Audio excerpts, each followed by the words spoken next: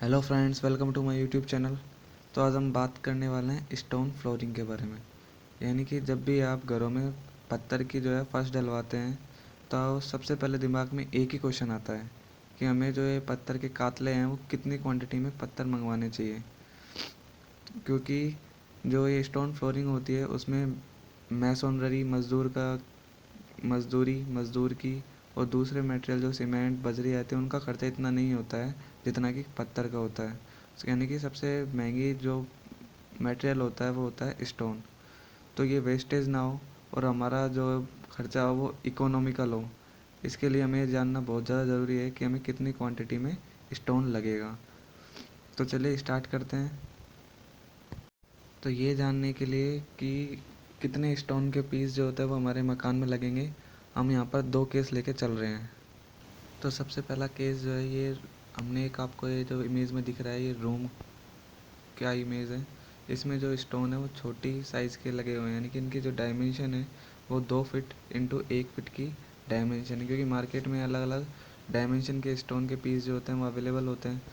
तो हम सबसे पहले जानेंगे कि ये जो रूम है इसमें मान लीजिए अगर ये रूम 10 इंटू 12 फीट का है तो इसमें कितने स्टोन के पीस लगेंगे। और दूसरे जो केस है जिसमें आप देख सकते हैं कि ये जो इमेज है ये हॉल की है। तो ये हॉल में जो है इसमें हमने 5 फीट इंटू 3 फीट के स्टोन जो है वो यूज़ में लिए हैं। और ये हॉल जो है इसकी डायमेंशन है 20 फीट इंटू 20 फीट की। तो इसमें कितने स्टोन के पीस यूज़ में आएंगे। तो चलिए वीडियो को स्टार्ट करते हैं। तो गाइस अगर सबसे पहले हम क्वांटिटी कैलकुलेट करें रूम के लिए, तो रूम का जो साइज़ है वो है 10 फीट इंटू 12 फीट का।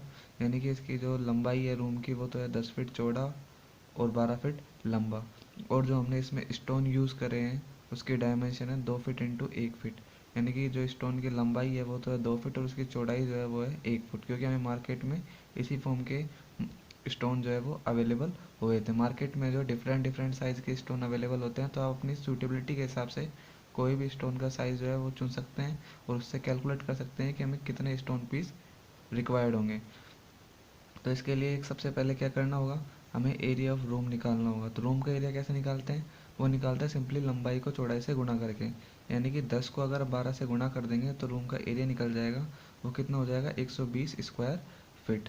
ऐसे ही हम इस जो हम स्टोन यूज़ ले रहे हैं उसका एरिया निकालेंगे। तो एरिया ऑफ स्टोन कैसे हो जाएगा, स्टोन का लंबाई गुना चौड़ाई से सिंपली मल्टीप्लाई कर दीजिए। तो 2 को 1 से गुणा करेंगे तो कितना आ जाएगा, 2 फीट स्क्वायर। तो ये रूम का एरिया हो गया और ये स्टोन का एरिया हो गया।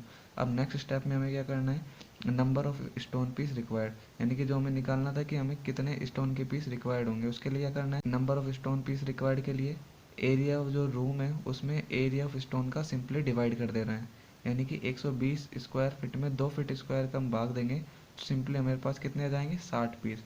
यानी कि 10 इंटू 12 के रूम में अगर हम 2 इंटू 1 फीट का स्टोन यूज़ ले रहे हैं तो हमें कितने स्टोन यूज़ रिक्वायर्ड होंगे, 60 स्टोन के पीस हमें लगेंगे।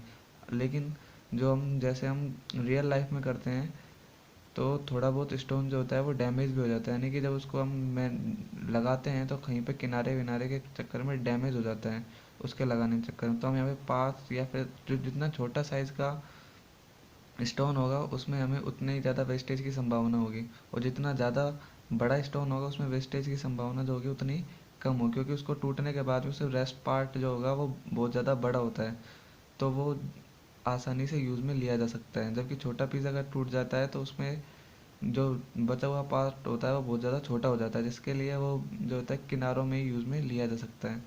तो लगभग इसमें हम लगभग मान लें 10 भी अगर 5 स्टोन पीस अगर एक्स्ट्रा लगे तो लगभग 65 जो स्टोन के पीस है उनमें आपका ये 10 इंटू 12 फीट का जो रूम है उसमें पूरी फ्लोरिंग कंप्लीट हो जाएगी। नेक्स्ट अगर हम बात करें हॉल के लिए, तो दूसरी इमेज में हमने जो बात की थी वो किसके लिए की थी, हॉल के लिए की थी। जो हॉल था उसका हमारा जो साइज़ था वो था 20 इंटू 20 फीट का। और इसमें जो हमने स्टोन के पीस यूज़ में लिए थे उनका साइज़ था 5 फीट इंटू में 3 फीट का। तो इसमें भी सेम ऊपर वाले प्रोसेस की तरह ही करना है। सबसे पहले हम निकालेंगे एरिया ऑफ होल। तो होल का जो एरिया हो जाएगा उसको निकालने क्या करेंगे, इसके डायमेंशन को सिंपली मल्टीप्लाई कर देंगे। तो 20 को 20 से मल्टीप्लाई कर दिया तो 400 स्क्वायर फीट का हमारा क्या आ गया, होल। और उसमें जो हमने स्टोन यूज़ किए हैं उसका साइज़ है 5 फीट इंटू 3 फीट। तो इसको मल्टीप्लाई कर देंगे तो एरिया ऑफ स्टोन आ जाएगा वो हो जाएगा 15 फीट स्क्वायर। और हमें निकालना क्या है कि इसमें कितने स्टोन के पीस रिक्वायर्ड होंगे। तो नंबर ऑफ स्टोन पीस के लिए क्या करेंगे, एरिया ऑफ होल में सिंपली एरिया ऑफ स्टोन को डिवाइड कर देंगे।